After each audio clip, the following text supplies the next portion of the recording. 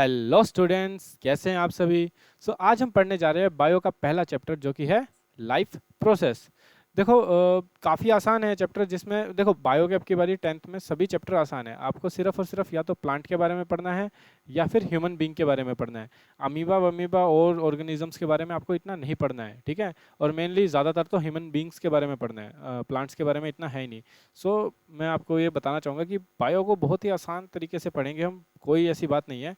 लेकिन उससे पहले ये मेरी फेसबुक आईडी है और ये मेरा फेसबुक पेज है, आप दोनों पे मुझे फॉलो कर सकते हैं। मेरी पीडीएफ, मेरे वीडियो की पीडीएफ और अपलोड्स वगैरह, इन सब की इंफॉर्मेशन, पिछले साल के पेपर वगैरह आपको यहीं पर मिलेंगे। सो तो हम क्या पढ़ने जा रहे हैं इस चैप्टर में। इसमें सबसे पहले इसका इंट्रोडक्शन पढ़ेंगे, मोड्स ऑफ न्यूट्रिशन क्या होते हैं, ठीक है। हम मतलब किस तरीके से खाने को इनटेक करते हैं। ऑटोट्रॉफिक होता है, ऑटोट्रॉफिक में भी दो होते हैं, एक लाइट रिएक्शन एक डार्क रिएक्शन। फिर आता है हिट्रोट्रॉफिक। हिट्रोट्रॉफिक में मेनली हमें ह्यूमन के बारे में पढ़ना है कि वो किस तरीके से खाने को डाइजेस्ट वगैरह करता है, etcetera etcetera. So life process, पहली बात हम कैसे कह सकते हैं कि कोई चीज़ लिविंग है या नॉन लिविंग है। देखो जो लिविंग होएगी ना वो कुछ एक सर्टन प्रोसेसेस आपको दिखाएगी। जैसे कि वो देखो, जैसे हमें देख लो, हम जब छोटे थे, बच्चे थे, तो हमारी हाइट छोटी थी। उसके बाद हम धीरे धीरे ग्रो हुए, मैच्योर हुए, तो वो ग्रोथ दिखाएंगे, ठीक है। हम जो खाना खाते हैं उसको डाइजेस्ट करेंगे, ठीक है। डाइजेस्ट जो चीज़ वेस्ट होएगी उसको एक्सक्रीट करेंगे। प्लांट एनिमल दोनों करते हैं, ठीक है। एक्सक्रीट करते ही हैं, अपने वेस्ट मटेरियल को बाहर निकालते ही हैं। और रेस्पिरेट करते हैं, सर्कुलेट करते हैं। ये सब प्रोसेसेस होते हैं जो हमारी लाइफ के लिए एसेंशियल है। अब जो चीज़ें ये करती होंगी वो ऑब्वियसली और लिविंग होंगी। अब जैसे आपने कभी देखा है प्लास्टिक को कभी बढ़ते हुए, ठीक है, या फिर आपके लैपटॉप को बढ़ते हुए, रिप्रोड्यूस होते हुए, इसमें रिप्रोड्यूस भी आता है, ठीक है। ये है हमारे चैप्टर का थोड़ा इंट्रोडक्शन। सो किस किस टाइप का हमें न्यूट्रिशन देखने को मिलता है। न्यूट्रिशन होता है कि खाना हम कैसे ऑब्टेन करते हैं। देखो दो टाइप का आपको न्यूट्रिशन देखने को मिलेगा, ऑटोट्रॉपिक और हेटरोट्रॉपिक। ऑटोट्रॉपिक मेनली आपको दिखेंगे प्लांट्स, ग्रीन प्लांट्स, ठीक है, जो अपना खाना खुद बनाते हैं। ऑटोट्रॉप का मतलब ही क्या होता है, ऑटो मतलब खुद, अपना खाना बनाने वाले, ठीक है। They make their own food, और वो किसी एनिमल पे डिपेंड नहीं करते, किसी और चीज़ पे डिपेंड नहीं करते, वो अपना खाना खुद ही बनाते हैं। हेटरोट्रॉपिक में आपको मेनली तीन टाइप के दिखेंगे, होलोजोइक, सेफ्रोफेटिक और पैरासिटिक। होलोजोइक तो जैसे कि जो अपने खाने को पूरा निगलते हैं, खाते हैं, एब्जॉर्ब करते हैं, अंदर जाके करते हैं, ठीक है। वो तो हो गए, जैसे इसमें आ गया मैन हो गया, ह्यूमन हो गया, डॉग हो गया, वगैरह वगैरह। सेफ्रोफाइट में आपने पढ़ा होगा पिछले साल की, जो डेड और डिके प्लांट्स के ऊपर पनपते हैं, जैसे फंगस हो गई, ठीक है। और पैरासिटिक में होते हैं कि ये ना किसी लिविंग चीज़ के ऊपर होस्ट बन के रहते हैं, ठीक है। जैसे आपने देखा होगा टिक हो गई, जो जोक हो गई, जो आपके शरीर से खून चूसती है। या फिर आपने प्लांट्स में देखा होगा अमरबेल हो गई। अमरबेल देखो पेड़ को मारती नहीं है पूरे तरीके से, लेकिन उससे एब्जॉर्ब करती रहती है अपना खाना। ये दो टाइप के आपको न्यूट्रिशन देखने को मिलते हैं। तो सबसे पहले हम पढ़ते हैं ऑटोट्रॉपिक न्यूट्रिशन क्या होता है। ऑटोट्रॉपिक न्यूट्रिशन मेनली प्लांट्स करते हैं, ठीक है। किसकी प्रेजेंस में, सनलाइट की प्रेजेंस में। और इसमें क्या करते हैं, ये सिंपल इनऑर्गेनिक मटेरियल लेते हैं, जैसे कि वाटर, ठीक है, कार्बन डाइऑक्साइड, और फोटोसिंथेसिस प्रोसेस करके उसे किस में बदलते हैं, ग्लूकोज में बदलते हैं, जो कि काफ़ी हाई एनर्जी का होता है, कॉम्प्लेक्स कंपाउंड होता है, ठीक है। ये सब मैंने इसमें लिखा हुआ है, आप इसे नोट कर सकते हैं, स्क्रीनशॉट ले सकते हैं, ठीक है। अभी सिर्फ मेनली मेरी बातें सुने, जितना मैं बता रहा हूँ, जितना मैं हाईलाइट कर रहा हूँ, आप उसको बाद में स्क्रीनशॉट ले सकते हैं। ये रही रिएक्शन। यहाँ पे क्या हो रहा है कि हम कार्बन डाइऑक्साइड ले रहे हैं, वाटर ले रहे हैं, in the presence of sunlight, ठीक है। क्या हो रहा है, हम बना रहे हैं ग्लूकोज, और ऑक्सीजन क्या है, एज अ बाई प्रोडक्ट बन रहा है। बाई प्रोडक्ट वो होता है जिसकी हमें ज़रूरत नहीं होती है। तो देखो प्लांट्स को ज़रूरत नहीं होती, तो इसे ये एक्सक्रीट आउट कर देते हैं, बाहर निकाल देते हैं, जो हमारे लिए यूजफुल होती है, ओके। इसमें क्या हो रहा होता है ऑटोट्रॉफिक न्यूट्रिशन में, जो मतलब इस प्रोसेस में हो क्या रहा होता है। इसमें हो रहा होता है कि पहली बात तो ये सनलाइट को एब्जॉर्ब करते हैं, एब्जॉर्ब करके क्या करते हैं, लाइट एनर्जी से केमिकल एनर्जी में इसे ट्रांसफर करते हैं। देखो ये पॉइंट्स याद रख लेना, ये तीन ही पॉइंट है, ठीक है। इससे मैं आपको आगे बताऊंगा, लाइट रिएक्शन और डार्क रिएक्शन में आपके काम आएगा। सबसे पहले ये क्या करेंगे, लाइट को एब्जॉर्ब करके उसे केमिकल एनर्जी में कन्वर्ट करेंगे, ठीक है। लाइट को एब्जॉर्ब करके केमिकल एनर्जी में कन्वर्ट करेंगे, और फिर उस एनर्जी का यूज़ करके क्या करेंगे, सबसे पहले ये वाटर को तोड़ेंगे, यानी क्या होगा, हाइड्रोलिसिस होगा। वाटर टूट के किस में जाएगा, हाइड्रोजन गैस और ऑक्सीजन गैस में बदलेगा, उसके बाद क्या होगा, रिडक्शन ऑफ कार्बन डाइऑक्साइड, जो अंदर कार्बन डाइऑक्साइड गई हुई है ना, उसके साथ क्या होगा, ऐसे ऑक्सीजन सॉरी हाइड्रोजन जुड़ेगा और क्या बनेगा, C6H12O6 बनेगा। Okay, as a by product तो हमें ये यहाँ पे मिल ही जाएगा। ओके, तो ये 3 प्रोसेस है, इन शॉर्ट में ये है।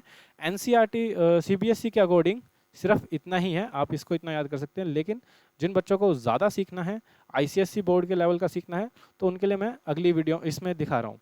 ठीक है, देखो रॉ मटेरियल का क्या होता है, सनलाइट होती है, क्लोरोफिल एज अ मतलब इसमें अगर क्लोरोफिल ना हो ना, देखो क्लोरोफिल इस प्रोसेस को वो करती है, इग्नाइट करती है, तेज करती है। ठीक है, रॉ मटेरियल तो मेनली कार्बन डाइऑक्साइड होता है और वाटर होता है। सो इसमें हो क्या रहा होता है, ठीक है, देखो फोटोसिंथेसिस में मेन साइट कहाँ होती है, मतलब ये कहाँ हो रहा होता है, ये होता है क्लोरोफिल के अंदर हो रहा होता है। और वही प्रोसेसेस है जो मैंने यहाँ पे बताए हैं। ये आपको अगर एग्जाम में आ जाए तो आपको ऐसे लिखना है। ओके, सो आपने देखो ये चीज़ काफ़ी इंपॉर्टेंट डायग्राम है। ठीक है, इसमें क्या है, ये स्टोमेटा है। स्टोमेटा क्या होता है, ये हमारे प्लांट का काफ़ी इंपॉर्टेंट पार्ट है। ये ना बहुत सारी चीज़ों में काम आता है। इसी के अंदर आपका क्लोरोप्लास्ट होता है, क्लोरोफिल होती है, जिसके अंदर फोटोसिंथेसिस हो रही होती है। ठीक है, और यही जो है ना, ये गैसेस को एक्सचेंज करने के काम आता है। देखो यहीं से कार्बन डाइऑक्साइड अंदर जाएगी और ऑक्सीजन बाहर निकलेगी, और जो वाटर वेपर्स होंगे ना, जो एक्सेस वाटर होता है जिसको ये बाहर निकाल देते हैं वाटर वेपर्स की फॉर्म में, वो भी यहीं से होएगा। ठीक है, तो यहाँ पे आप ये जो रेड ग्रीन पार्ट दे रहे हैं ना, ये सारा ग्रीन पार्ट, ये क्या है, क्लोरोप्लास्ट। बाकी ये इसका न्यूक्लियस है, ये वैक्यूल है। ठीक है, इसी के अंदर क्या होता है, हम कहते हैं ना कि दिन में पानी दें पौधों को, क्यों देते हैं, क्योंकि कहते हैं, क्योंकि क्या होता है जब हम पानी देते हैं ना, तो ये पूरा पानी से भर जाता है। ठीक है, ये जो आप साइडों में 2 गार्ड सेल देख रहे हैं ना, ये गार्ड सेल हैं, ये पानी से भर जाते हैं, तो ये फूल जाते हैं, फूल जाते हैं तो ये ओपन हो जाता है, जिसकी वजह से कार्बन डाइऑक्साइड अंदर जा पाती है और ऑक्सीजन बाहर निकल पाती है। ओके, सो ये कुछ एक प्रोसेसेस हैं यहाँ पे। तो इसके अंदर अभी हमने मेन काम किसका देखना है, अभी क्लोरोप्लास्ट का देखना है। तो देखो जैसा ये देखो, लाइट रिएक्शन क्या होती है, लाइट रिएक्शन वो रिएक्शन होती है जो लाइट पे डिपेंड करती है। ठीक है, अब लाइट पे डिपेंड, अब देखो जैसे मैंने पिछले में स्टोमेटा बताया था ना, तो स्टोमेटा के अंदर मैंने बताया था क्लोरोप्लास्ट होता है। तो ये क्लोरोप्लास्ट का डायग्राम है। क्लोरोप्लास्ट के अंदर आपको एक दिखेगी आउटर मेम्ब्रेन, एक होगी इनर मेम्ब्रेन, यानी ये कैसा मतलब कैसा स्ट्रक्चर है इसका, डबल मेम्ब्रेन स्ट्रक्चर है। इसके अंदर आपको 2 ही चीज़ याद रखनी है, एक तो थैलाकॉइड और स्ट्रोमा।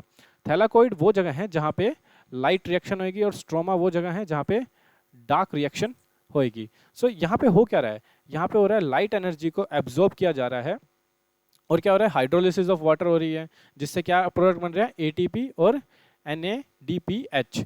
सो ये कैसे हो रहा है, ये देखो जैसे ही लाइट को एब्जॉर्ब कर रहा है, तो एटीपी जो एडीपी एक फॉस्फोरस को एब्जॉर्ब करके क्या बना जाता है, एटीपी। ठीक है, ये तो यहाँ ऐसे हो रहा है, प्लस NADPH ये कैसे बन रहा है, जो हमने वाटर की हाइड्रोलिसिस की थी ना, उसमें से जो हाइड्रोजन निकला था और ऑक्सीजन निकला था, तो इस हाइड्रोजन के साथ कौन बॉन्ड बना लेता है, NADP बना लेता है, और ये बन जाता है NADPH। इसमें ये हो रहा होता है, और ये कहाँ हो रहा होता है, थैलाकॉइड में। अगर आपको कोई 1 नंबर का न्यूमेरिकल आ जाए, या सॉरी न्यूमेरिकल क्या, MCQ आ जाए, तो आप ये क्वेश्चन बन सकता है यहाँ से कि भाई जो लाइट रिएक्शन है फोटोसिंथेसिस की, वो कहाँ हो रही होती है, तो वो हो रही होती है थैलाकॉइड में। ठीक है, इसके अंदर 2 होते हैं, फोटो सिस्टम्स भी होते हैं, वो हमारे लिए इतना इंपॉर्टेंट नहीं है। ठीक है, ये +2 का टॉपिक है। सो डार्क रिएक्शन वो होती है जहाँ पे लाइट की ज़रूरत नहीं है। अब इसका मतलब ये नहीं है कि ये नाइट में होएगी, ऐसा कुछ भी नहीं है, ये नाइट में बिल्कुल नहीं होगी, ये डे में ही होगी। बस इसको आगे चलने के लिए, इस प्रोसेस को आगे चलने के लिए इस लाइट की ज़रूरत नहीं है, ये लाइट पे डिपेंड नहीं करती है। यहाँ पे क्या होता है, मेनली जो मैंने 3rd स्टेप बताया था ना, कि कार्बन का रिडक्शन होता है, तो कार्बन का रिडक्शन कहाँ होता है, स्ट्रोमा के अंदर होता है, जो कि क्लोरोप्लास्ट के अंदर जो लिक्विड भरा होता है ना, मैट्रिक्स टाइप वो। और इस साइकिल को हम क्या कहते हैं कि एडीपी और NADPH को ग्लूकोज में कन्वर्ट करने को, प्रोसेस को हम कहते हैं केल्विन साइकिल। सो ये 1 नंबर के न्यूमेरिक MCQ बन सकते हैं, आप इसको देख लीजिए। तो कुछ एक ऐसा होता है कि भाई देखो हमारे ग्रीन ट्रीज जो होते हैं, प्लांट्स होते हैं, उनके अंदर होता है, स्टोमेटा होता है, स्टोमेटा के अंदर क्लोरोप्लास्ट होता है, क्लोरोप्लास्ट के अंदर थैलाकॉइड्स होता है, जहाँ पे क्या हो रही होती है, लाइट रिएक्शन क्या कर रहा है, ये लाइट को एब्जॉर्ब करके पानी के साथ हाइड्रोलिसिस कर रहा है, और हमें आउटपुट में क्या दे रहा है, ऑक्सीजन दे रहा है, और एज अ प्रोडक्ट क्या बना रहा है, एटीपी और NADPH। ये या फिर स्ट्रोमा में जाके क्या कर रहा है, कार्बन के साथ रिएक्ट कर रहा है, कार्बन डाइऑक्साइड के साथ रिएक्ट कर रहा है, और एज अ प्रोडक्ट हमें क्या दे रहा है, ग्लूकोज C6H12O6। ओके, सो अब हिट्रोट्रॉपिक न्यूट्रिशन क्या होता है? हिट्रोट्रॉपिक होता है जो अपना खाना खुद नहीं बना सकते, दूसरों पे डिपेंड करते हैं। जैसे मैंने आपको बताया था होलोजोइक, सेप्रोफेटिक और पैरासिटिक। पैरासिटिक में जैसे ये है और ये टिक है, आप ये सब मैंने बता रखा है, आप इसे देख सकते हैं, और अगर आपको डेफिनेशन लिखनी है तो स्क्रीनशॉट लेके आप इसको आराम से उतार सकते हैं। ओके, सो वैसे अमीबा का कई बार पूछ लेते हैं छोटा मोटे में, तो आप इसे पढ़ सकते हैं। यहाँ पे मैंने बताया हुआ है कि अमीबा जो है वो खाने को कैसे एब्जॉर्ब करता है। सबसे पहले देखो ये कुछ एक प्रोसेसेस है, जैसे इंजेशन, डाइजेशन, एब्जॉर्प्शन, एसिमिलेशन और इजेशन। तो क्या होता है, जैसे ही अमीबा के पास कोई उसका लिए जो उसे लगता है ये मेरा खाना है, तो उसके लिए ये सेंस करता है। सेंस करने के बाद क्या करता है, अपने दो नकली हाथ बनाता है जिसे हम कहते हैं सूडोपोडिया, जिससे ये क्या करता है, खाने को अंदर लेता है। यानी खाने को अंदर लेने वाले प्रोसेस को हम क्या कहेंगे, इंजेशन। फिर इसके बाद क्या करता है, ये खाने को, जो इसका फूड है, इसको छोटे छोटे पार्ट्स में तोड़ता है। छोटे छोटे पार्ट्स के तोड़ने को, मतलब खाने को छोटे छोटे पार्ट्स में तोड़ने को हम क्या कहते हैं, डाइजेशन। डाइजेशन के बाद क्या होता है, एब्जॉर्प्शन। अब देखो इसके अंदर काफ़ी सारी चीज़ें होंगी इसके खाने के अंदर। जो चीज़ जिस भी पार्ट को चाहिए, जैसे कोई चीज़ उसको चाहिए, न्यूक्लियस को चाहिए, कोई चीज़ माइटोकॉन्ड्रिया को चाहिए, ये वहाँ पहुँचाएगा। और जब वहाँ जाके ये यूज़ होएगी, उस चीज़ को हम क्या कहेंगे, एसिमिलेशन। अब देखो जो चीज़ वेस्ट बच गई उसको हम क्या करेंगे, बाहर निकालेंगे, यानी क्या कर देंगे, इजेशन कर देंगे। यही प्रोसेसेस मैंने यहाँ लिखे हुए हैं, आप इसे यहाँ से पढ़ सकते हैं। ओके, अब देखो न्यूट्रिशन में वही मैंने बताया, इजेशन, डाइजेशन, एब्जॉर्प्शन, एसिमिलेशन और इजेशन जैसे प्रोसेसेस होते हैं, जो कि हम अब देखेंगे ह्यूमंस के अंदर कैसे होते हैं। देखो ह्यूमंस के अंदर एक एलिमेंट्री कनाल होती है, देखो जो हमारे माउथ से शुरू होती है और एनस तक एक ही कैनाल होती है। इसमें कोई मतलब यूँ नहीं है कि बीच में कुछ और चीज़ें होती हैं, ये एक ही कैनाल होती है और बहुत ही लंबी होती है। तो इसके अंदर काफ़ी सारे वेरियस रीजन्स होते हैं और वेरियस ऑर्गन जुड़े होते हैं, जो अपना एंजाइम्स को इसके अंदर डालते हैं, ठीक है, या फिर एंजाइम्स उनके एक्ट करते हैं इस पे। देखो एंजाइम्स क्या होते हैं, एंजाइम्स की वजह से ही हमारा जो खाना है वो पच पाता है। देखो क्योंकि क्या है, हमारे हम यूँ तो है नहीं कि हमारा जो दांत हैं, हम जब खाने को चबाते हैं तो उससे उन्हीं दांतों से हम कार्बोहाइड्रेट्स को अलग कर लेते हैं, प्रोटीन्स को अलग कर लेते हैं, ऐसा कुछ नहीं होता ना। तो ये प्रोसेस है, डाइजेशन क्या एक प्रोसेस है कि अपने खाने को छोटे से छोटा ब्रेक डाउन करने का प्रोसेस है। अगर कोई पूछ ले कि डाइजेशन क्या है, just break down of food, ठीक है, इसे हम कहते हैं डाइजेशन। ओके, सो इसमें जैसे कि हमें काफ़ी सारी चीज़ें मिलती है। स्टार्च होती है, स्टार्च को हम कार्बोहाइड्रेट में कन्वर्ट करते हैं, कार्बोहाइड्रेट को हम ग्लूकोज में कन्वर्ट करते हैं, ठीक है। उसके बाद ग्लूकोज में, उसके बाद हमें जो प्रोटीन्स मिलता है उसको हम आगे छोटे छोटे पार्ट्स में तोड़ के किस में बनाते हैं, एमिनो एसिड्स में बनाते हैं, ठीक है। ये चीज़ लास्ट एब्जॉर्ब होती है, ये चीज़ें लास्ट में एब्जॉर्ब होती हैं, ठीक है। ये हम सीधा स्टार्च को एब्जॉर्ब नहीं कर सकते, वो बहुत बड़ा कंपाउंड होता है। ओके, जैसे हमें फैट होता है, फैट बहुत बड़ा कंपाउंड होता है, ठीक है। आप इसकी जब कार्बन के चैप्टर में इसको हम पढ़ेंगे, फैट को भी पढ़ेंगे, सो इसमें आपको देखेंगे कि बहुत बड़ा कंपाउंड होता है ये, ठीक है। इसको हम किस में कन्वर्ट करते हैं, फैटी एसिड्स में कन्वर्ट करते हैं, ठीक है, या फिर ग्लिसरॉल में कन्वर्ट करते हैं, वो जाके एब्जॉर्ब होता है, ठीक है। तो अब हम देखते हैं ये प्रोसेस कैसे चलता है, ठीक है। और क्या चीज़ें हमें चाहिए, हमारी बॉडी को सर्वाइव करने के लिए ग्लूकोज चाहिए ताकि हम मतलब एनर्जी बना सकें, एमिनो एसिड चाहिए ताकि हमारी बॉडी बिल्डअप हो चुके, फैट्स चाहिए ताकि हमारे हार्मोन्स वगैरह ढंग से काम कर सके। और क्या चीज़ें चाहिए, विटामिन्स चाहिए, वाइटल अमाइंस जिन्हें कहते हैं हम, ठीक है, ताकि ये सब चीज़ें ढंग से वर्क कर सके। मिनरल्स चाहिए, ठीक है, हड्डियों को कैल्शियम चाहिए ताकि वो स्ट्रॉन्गर बन सके, ठीक है। तो ये सब चीज़ें जो होती है, तो ह्यूमन के अंदर डाइजेशन सिस्टम कुछ ऐसा होता है। देखो ये इसे हम कहते हैं माउथ, ये हमारा माउथ है, इसमें जिसे हम बक्कल कैविटी भी कहते हैं। इसके अंदर 3 सलाइवरी ग्लैंड्स होते हैं, एक यहाँ और 2 नीचे, यहाँ गले की साइड में नीचे, एक ऊपर होता है, ठीक है। उसके बाद ये जो खाना है, देखो सिंपली मैं इसे पहले आराम से बता देता हूँ, फिर उसके बाद एक एक पर्टिकुलर चीज़ें पढ़ेंगे। देखो हम खाना लेते हैं, दांतों से छोटा छोटा करते हैं। देखो मैंने क्या कहा था, डाइजेशन क्या है, ब्रेक डाउन होना, खाने का ब्रेक डाउन होना। एक second, wait a minute, okay, break down होना, ब्रेक डाउन। तो इसमें क्या है, हम खाने को ले रहे हैं, कोई भी खाना खा रहे हैं, कोई भी पीस ले रहे हैं, तो सबसे पहले हमारे दांत काम करते हैं, क्या करते हैं, उसे तोड़ते हैं, दांत उसे तोड़ते हैं, ग्राइंड करते हैं, छोटा छोटा चॉप करते हैं। उसके बाद क्या होता है कि जो ये स्लाइवरी ग्लैंड्स हैं, इनमें से क्या निकलते हैं, इसमें से स्लाइवा निकलता है जो आगे और काम करता है। उसके बाद ये जो उसोफेगस देख रहे हो, उसोफेगस में क्या होता है, एक पेरिस्टाल्टिक मोशन होता है। ठीक है, पेरिस्टाल्टिक मोशन होता है कि मतलब जिसकी वजह से जो हमारा खाना है वो नीचे की तरफ पुश होता है। यानी अगर आप उल्टे खड़े होके भी, यानी सर नीचे पैर ऊपर की तरफ करके भी खाना खाओगे तो वो खाना आपका नीचे ही जाएगा, ऊपर कभी भी नहीं जाएगा। ओके, सो ये सब चीज़ें होती हैं। इसके बाद क्या होता है, ये स्टमक में जाता है, स्टमक में कुछ एक साथ इसके साथ रिएक्शंस होती हैं, चीज़ें होती हैं। उसके बाद लीवर अपना कुछ काम करता है, पेनक्रियाज। एट द एंड में धीरे धीरे जाके ये कहाँ पहुँचता है, स्मॉल इंटेस्टाइन में। स्मॉल इंटेस्टाइन से क्या होता है कि स्मॉल इंटेस्टाइन में ये एब्जॉर्ब होता है, ठीक है, और हमारे ब्लड के अंदर पहुँचता है।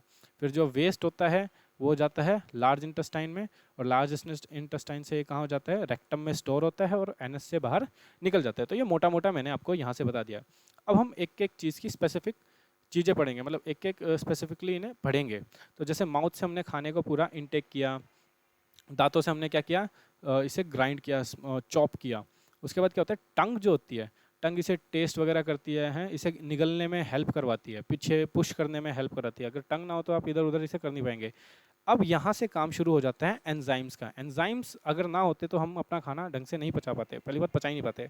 सो एंजाइम्स कौन निकाल रहा है, सबसे पहला एंजाइम निकाल रहा है सलाइवरी ग्लैंड। ठीक है, ये जो यहाँ पे 3 सलाइवरी ग्लैंड होते हैं, इनसे क्या निकल रहा है, सलाइवा निकल रहा है, जिसके अंदर क्या होता है, सलाइवरी अमाइलस। ये चीज़ आपको देखनी है, ठीक है, याद रखनी है। सलाइवा के अंदर क्या होता है, सलाइवरी अमाइलस, जो क्या कर रहा है, स्टार्च को किस में कन्वर्ट कर रहा है, माल्टोज या फिर ग्लूकोज में। देखो माल्टोज भी ग्लूकोज का एक टाइप होता है, काफ़ी सारे ग्लूकोज मिलके माल्टोज बनता है, ठीक है, ये चीज़ याद रखना। तो ये क्या कर रहा है, सलाइवरी अमाइलस स्टार्च को एक सेकंड में मिटा देता हूँ ताकि आपको थोड़ा याद रह जाए। एक सेकंड। ओके, सो ये क्या कर रहा है, स्टार्च को ग्लूकोज या माल्टोज में कन्वर्ट कर रहा है। उसके बाद क्या होता है, उसोफेगस।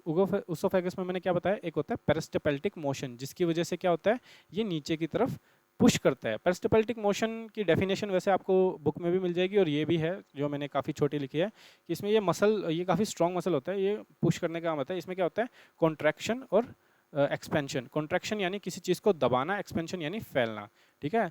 या फिर इसको मैंने एक बार डिस्कवरी चैनल पे इसकी डेफिनेशन देखी थी, पेरिस्टाल्टिक मोशन की सुनी थी, कि ओपनिंग और क्लोजिंग लाइक अ अम्ब्रेला। मतलब जैसे छाता खुलता है, ठीक है, और बंद होता है। खुलना मतलब एक्सपेंशन, बंद होना यानी कंट्रैक्शन, ठीक है। सो ओपनिंग या क्लोजिंग लाइक अ अम्ब्रेला, या फिर आप ये सारी ये वाली डेफिनेशन भी लिख सकते हो। उसके बाद ये कहाँ पहुँचता है, उसके पास ये पहुँचता है स्टमक में। अब यहाँ पे क्या होता है, स्टमक के अंदर क्या होता है, स्टमक के अंदर एक, मतलब जो स्टमक की इनर लाइनिंग होती है ना, उससे निकलते हैं गैस्ट्रिक जूस। अब गैस्ट्रिक जूस के अंदर 3 चीज़ें होती हैं, पेप्सिन, HCl, ठीक है, जो काफ़ी मतलब ये एसिड होता है, ठीक है, काफ़ी हाई डिग्री का होता है, 1.5 pH का ये आपको एसिड मिलता है, और म्यूकस होता है।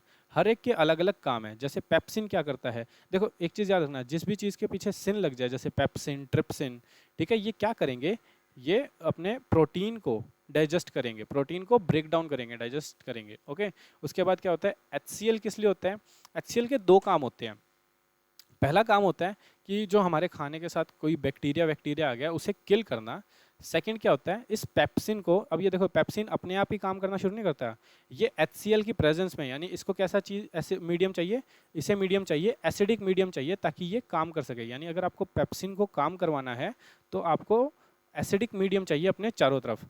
अब देखो हमारे पेट में इतना खतरनाक एसिड है HCl, उससे हमें प्रोटेक्ट भी तो करना है, तो वो कौन करता है, म्यूकस। म्यूकस एक टाइप से ये देख लीजिए कि एक बलगम की लेयर सी होती है, जो हमारे स्टमक के चारों तरफ में चिपक जाती है, ताकि अब देखो यहाँ पे HCl होगा तो वो क्या होगा, हमें इससे प्रोटेक्ट करेगा, ठीक है, इसके हमारे जो पेट को प्रोटेक्ट करेगा। लेकिन कई बार क्या होता है, HCl ज़्यादा प्रोड्यूस हो जाता है, जिसकी वजह से वो ऊपर की तरफ बढ़ता है, जिसकी वजह से हमें क्या, कई बार जैसे कहते हैं ना खट्टी डकार, हम ज़्यादा तला पला खा लेते हैं, ठीक है, कई बार होता है ना एसिडिक, मतलब हमारी जो उल्टी सी आती है, खट्टी डकार सी आती है, जिसकी वजह से ये सारा बर्निंग सेंसेशन होती है, चेस्ट में जलने को लगता है, ठीक है। उसके बाद हम इनो वगैरह लेते हैं, ठीक है। इनो क्या है, इनो एक बेस है, ठीक है, जैसे ही एसिड बेस की रिएक्शन होगी तो वो न्यूट्रल कर देगा बेस को, एसिड को।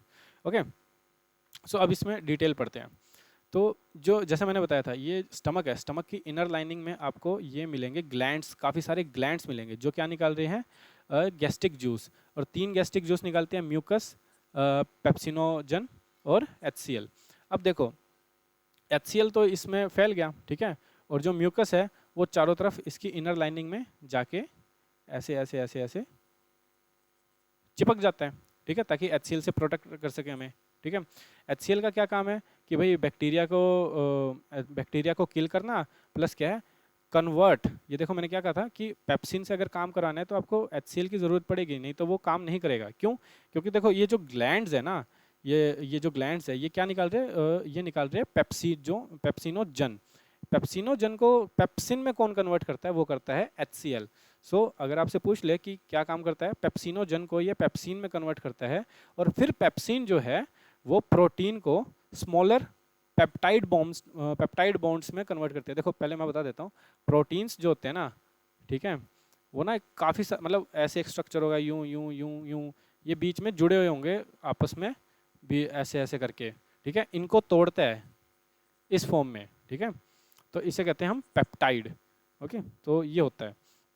वही लिखा हुआ है कि कई बार हार्ट बर्न वगैरह जैसी सेंसेशन होती है जिसकी वजह से हम बेस लेते हैं तो हमारे पेट में वो हो जाता है, मतलब ठीक हो जाता है कंडीशन, क्योंकि ज़्यादा HCl हो रखा होता है, एसिड बेस मिलाते हैं तो वो ठीक हो जाता है। ओके, अब देखो खाना अभी यहाँ पे है, स्टमक में है, उसके बाद आता है लीवर का और पेनक्रियास का काम।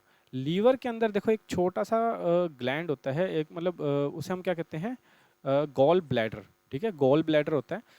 गॉल ब्लैडर ना एक मतलब दो चीज़ें निकालता है, एक तो बाइल जूस निकालता है और एक बाइल सॉल्ट निकालता है।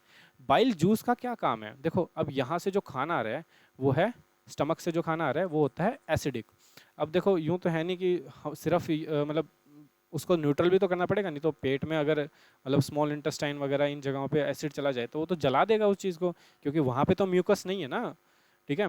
सो क्या होता है, जो बाइल जूस होता है ना वो क्या करता है, खाने को अल्कलाइन बनाता है। अल्कलाइन यानी एक टाइप से अभी आप समझ लीजिए बेसिक बनाता है, मतलब बेस के साथ जब एसिड की रिएक्शन होगी तो वो न्यूट्रल सा फील होएगा, मतलब वैसे न्यूट्रल तो नहीं होता, थोड़ा बेसिक ही हो जाता है, ठीक है, अल्कलाइन बनाता है खाने को।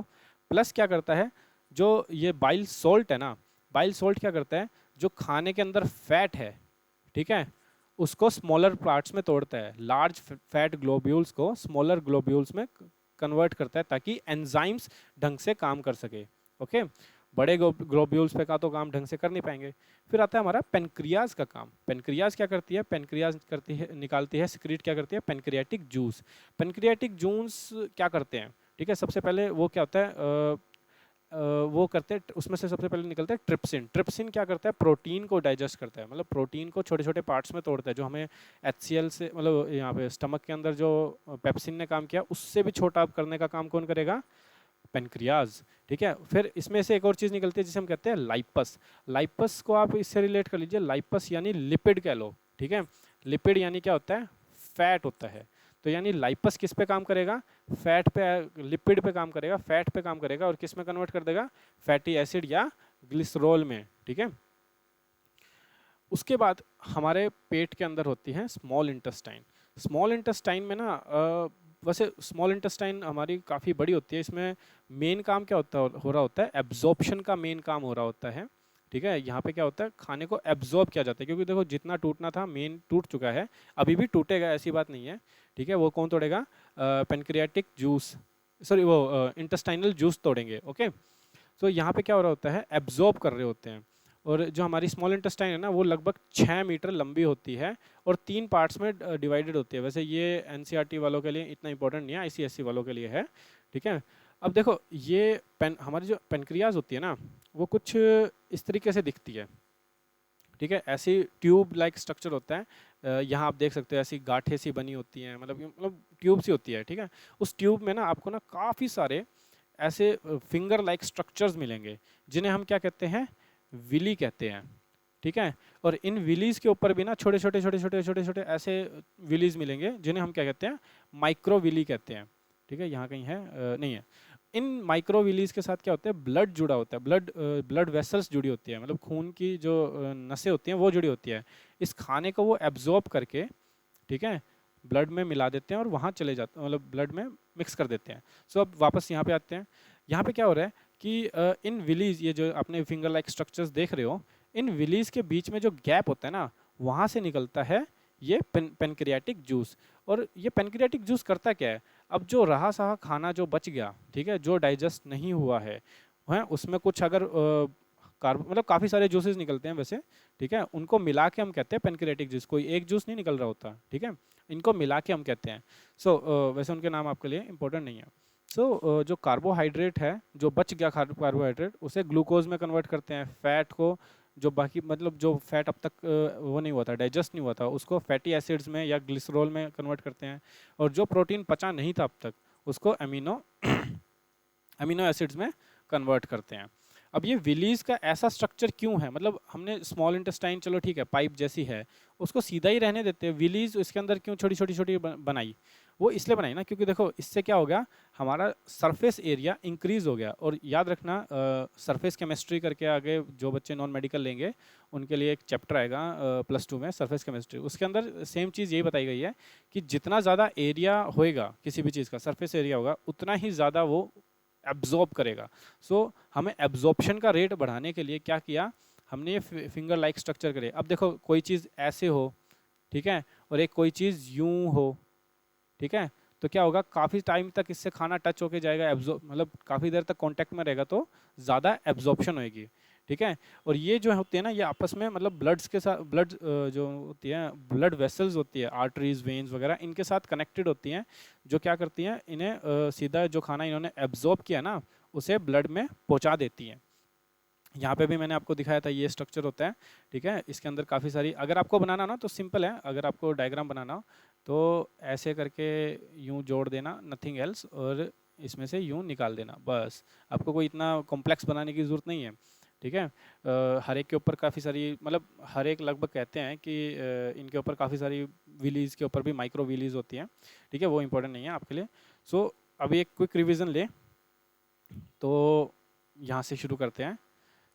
ठीक है, खाने को हमने इनटेक किया, इनटेक करने के बाद क्या हुआ, हमने दांतों से उसे चबाया, चबाने के बाद क्या हुआ, हमारे जो सलाइवरी ग्लैंड्स हैं उनमें से क्या निकला, सलाइवा निकला, जिसके अंदर क्या था, सलाइवरी अमाइलस था। सलाइवा के अंदर क्या था, सलाइवरी अमाइलस, जिसने स्टार्च को छोटे छोटे ग्लूकोज या माल्टोज में ब्रेक डाउन कर दिया। उसके बाद खाना कहाँ जाता है, फूड पाइप, या जिसे आप कहते हैं उसोफेगस। उसोफेगस में क्या हो रहा होता है, पेरिस्टाल्टिक मोशन, जो खाने को नीचे की तरफ पुश करता है।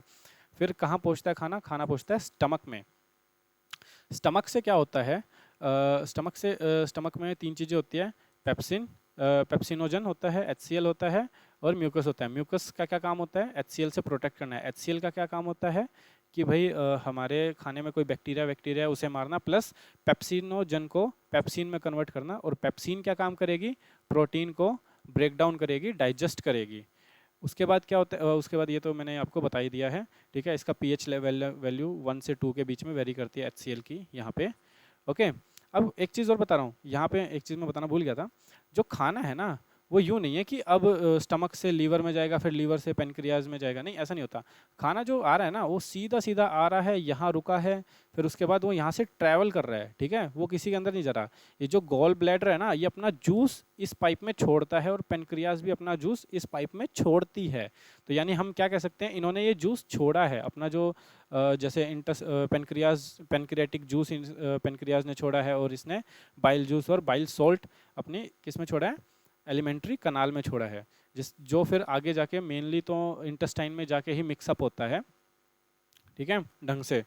सो ये सब था कि अच्छा ठीक है, हमारे पास क्या है, लीवर है, लीवर के अंदर क्या है, गॉल ब्लैडर है। गॉल ब्लैडर से 2 चीज़ें निकलती है, बाइल जूस, जो कि क्या करता है, खाने को थोड़ा बेसिक करेक्टर का, अल्कलाइन नेचर का बनाता है, प्लस जो बाइल सॉल्ट है वो बड़े फैट ग्लोब्यूल्स को छोटे फैट में तोड़ता है, या फिर आप सिंपल कह सकते हैं कि फैट को, बड़े फैट को छोटे फैट में ब्रेक डाउन करता है, ठीक है। मॉलिक्यूल्स कर दो, अगर ग्लोब्यूल्स आपसे याद ना होता हो तो आप इसकी जगह मॉलिक्यूल्स भी लिख सकते हो, अगर आपसे ये नहीं हो रहा है तो। उसके बाद क्या होता है, पेनक्रियाज से निकलते हैं पेनक्रियाटिक जूस, ट्रिप्सिन और लाइपस। ट्रिप्सिन मैंने जैसे बताया था, जिसके पीछे सिन लग जाए वो क्या करेगा, प्रोटीन को डाइजेस्ट करेगा। और लाइपस किससे रिलेट करता है, लिपिड से। लिपिड का मतलब होता है फैट, तो ये क्या करेगा, लिपिड्स यानी फैट्स को किस में कन्वर्ट करेगा, फैटी एसिड या फिर ग्लिसरॉल में कन्वर्ट करेगा। आगे आता है स्मॉल इंटेस्टाइन। स्मॉल इंटेस्टाइन में अब लीवर और पेनक्रियाज का जो जूसेस है वो यहाँ मिक्सअप हो रहे होते हैं, और क्या होता है, ये 6 मीटर लंबी होती है, ठीक है। और यहाँ पे मेनली क्या होता है, खाने का एब्जॉर्प्शन हो रहा होता है, ठीक है, ये चीज़ याद रखना। यहाँ पे एब्जॉर्प्शन हो रहा होता है। कैसे, कौन करता है? विलीज करती है। विलीज का मतलब फिंगर लाइक स्ट्रक्चर क्यों होता है ऐसा? ताकि वो सरफेस एरिया बढ़ा सके और ताकि डाइजेशन का जो वो है, एब्जॉर्प्शन का रेट है डाइजेस्टेड फूड का, वो ज़्यादा हो। ठीक है, ओके। और ये विलीज क्या करती है एब्जॉर्ब करने के बाद? या इनके अंदर बहुत सारे ब्लड वेसल्स होती है, वो उनके अंदर पुश कर देती है खाने को, और जहाँ वो खाना जाना चाहिए वो चला जाता है। ठीक है, अब क्या आता है लार्ज इंटेस्टाइन। लार्ज इंटेस्टाइन में मेनली क्या होता है? कॉलन्स होते हैं। ये देखो, एक ये कॉलन हो गया, एक ये कॉलन हो गया, ये एक ये कॉलन हो गया। ठीक है, अब वैसे और भी होते हैं, मेनली आप ये 3 कॉलन याद कर सकते हैं। कॉलन में क्या हो रहा होता है? वाटर का एब्जॉर्प्शन हो रहा होता है। ठीक है, वाटर एब्जॉर्ब होता है, और जो खाना बच गया है, ठीक है, वो क्योंकि देखो फूड जो स्मॉल इंटेस्टाइन थी वो ऐसे ऐसे यूं करके इसके साथ ही जुड़ रही थी, अल्टीमेटली इसके साथ ही जुड़ रही थी। यहाँ पे क्या होता है? अब जो खाना नहीं एब्जॉर्ब हुआ, ये और कोशिश करते हैं उसे एब्जॉर्ब करने की। ठीक है, और जो नहीं होता है ना, इस पूरी कनाल के अंदर ये अबाउट 1.5 मीटर लंबी होती है। ठीक है, तो इसके अंदर एब्जॉर्ब हो गया तो ठीक है, नहीं हुआ तो अल्टीमेटली वो कहाँ जाता है? रेक्टम में जाके स्टोर हो जाता है, और रेक्टम से फिर कहाँ जाता है? एनस में जाता है, और एनस से एट द एंड में बाहर निकल जाता है। किस फॉर्म में? फीसिस की फॉर्म में। ठीक है, फीसिस किस में स्टोर होता है? रेक्टम में, और इजेक्ट कर दिया जाता है किसके थ्रू? एनस के थ्रू कर दिया जाता है। सो ये था आपका डाइजेशन। ठीक है, ये काफ़ी इंपॉर्टेंट है। इसमें से काफ़ी सारे एमसीक्यूज बनते हैं, जैसे कि ट्रिप्सिन क्या काम करता है। ठीक है, ठीक है, अगर कई बार जैसे इस साल के एमसीक्यू मैंने देखे थे, इस साल जो बोर्ड में आए थे, उसमें पूछा हुआ था कि प्रोटीन को डाइजेस्ट कौन कौन करता है। तो एक ऑप्शन था पेप्सिन था, एक था ट्रिप्सिन था, ट्रिप्सिन था, एक था कोई और था, लाइपस था। ठीक है, और चौथा ऑप्शन जो था ना, वो ज़्यादा अच्छा मज़ेदार दे रखा था। उसमें क्या था? 1 and 2 बोथ। तो आंसर बच्चे कई ये लगाया कई ये लगाया, लेकिन आंसर क्या लगना था? 4th लगना था।